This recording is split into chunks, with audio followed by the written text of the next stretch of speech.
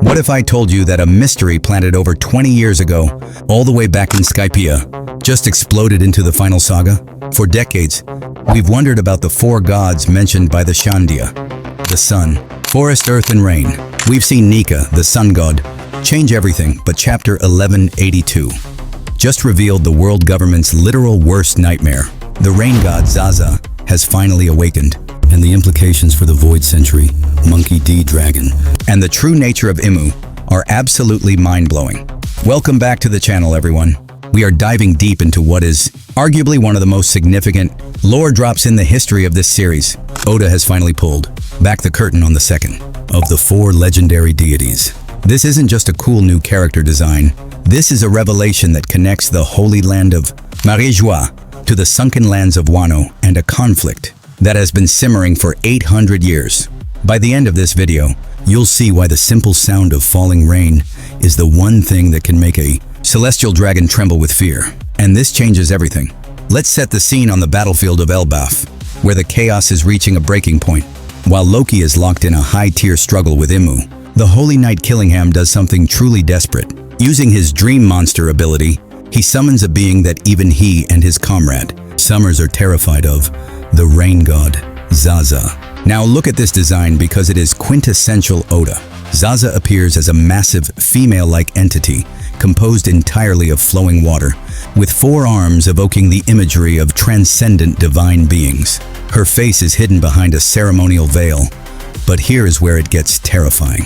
On her head, she is wearing an Ichimegasa, a traditional Japanese straw hat. Think about that for a second.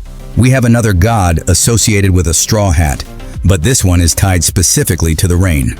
This design feels laser-focused on Wano, the mountain island that was famously flooded by rainwater, sealing the ancient weapon Pluton deep beneath the surface. Could Zaza be the reason old Wano is underwater? The sources suggest she is a primordial force of nature, a bringer of life-giving water, but also devastating floods. But that's not even the craziest part. Why does the world government fear her so much? Killingham drops a massive lore bomb here. The celestial dragons, who live above the clouds in Marijua, view rain as a horror story. To them, the lower realm being pelted with water from overhead is the ultimate sign of a world they cannot control. While Imu represents an unnatural order of metal, gates, and absolute control, Zaza represents the chaotic, natural balance of the ocean and the sky.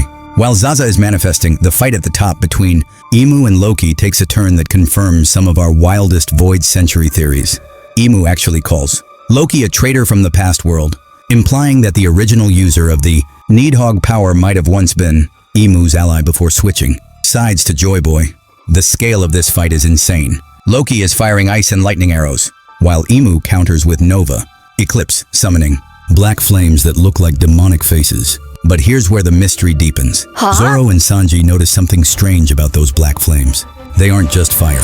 Zoro actually picks up steel bullets and explosives that the flames transformed into, it seems, Imu's power. Isn't just fire, it's an unnatural manipulation of the very fabric of reality. Oda may have hidden the truth in plain sight. If Luffy is the sun god, who is the modern-day rain god? The evidence pointing toward Monkey D. Dragon is becoming impossible to ignore. Look at the name, Zaza. In Japanese manga, Zaza is the onomatopoeia for the sound of rushing, heavy rain. Now think back to chapter 100 in Logtown. When Dragon saved Luffy, the weather shifted into a violent storm. And the sound effect used in the original Japanese panels? It was Za.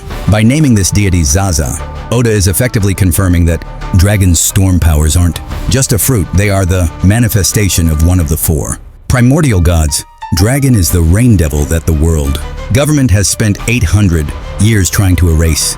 But wait, there's a twist. Some are looking at Nami, the weather girl, whose name literally means wave, and who was the very first person to sense Imu's presence on Elbaf. Could she be the descendant of this goddess, carrying the intuition of the sea within her?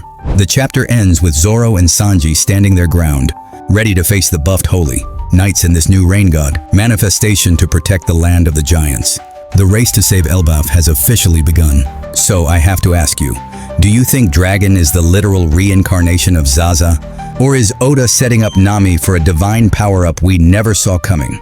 And what does it mean that Imu considers the Needhog a traitor from a past world? Drop your theories in the comments, and make sure to hit that subscribe button for more Final Saga deep dives. I'll see you in the next one as we watch the world of One Piece drown in the coming storm.